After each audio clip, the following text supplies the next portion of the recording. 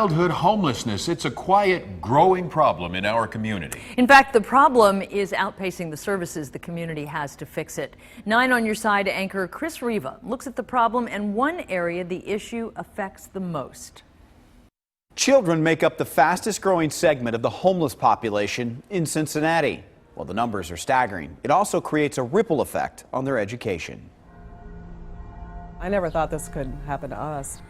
The 4th of July for Kelly O'Brien was a simple celebration. It could happen to anybody. Of having a home.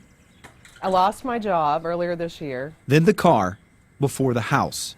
It's been rough on the single mother of 3 who's moved a lot recently. 3-4 times since Christmas. With 3 kids, Kelly had nowhere to turn. There were a lot of nights laying back down and crying myself to sleep. I was facing living on the streets with 3 kids, nowhere to go. I didn't have family support. Kelly and her kids are not alone. There are estimates of 6,000 homeless kids on the streets here in the tri-state. In fact, the experts say they don't fit the stereotype. They're families of the working poor. Some even refer to them as the invisible homeless. But experts all agree that the biggest impact it has on children is their education. The numbers show that the students are 2 to 3 years behind academically. The homeless children in Cincinnati move on average 7 to 8 times per school year. A 4th grader will be reading at a 1st or 2nd grade level, for example.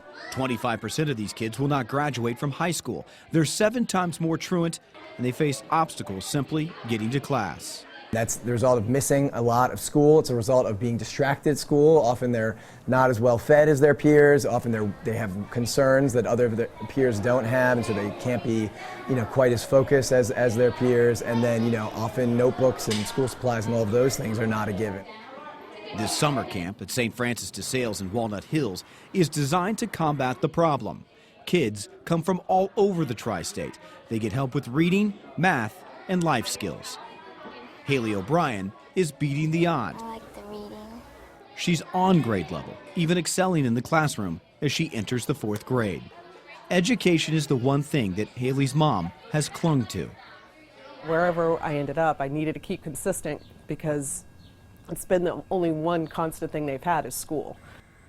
Unpacking in her kitchen, Kelly hopes her daughter Haley will have even more consistency. They have a new home. She has a new job. They all have new hope. Don't ever give up on hope. There's always hope. You just got to hold on to it, and you'll find your way through it.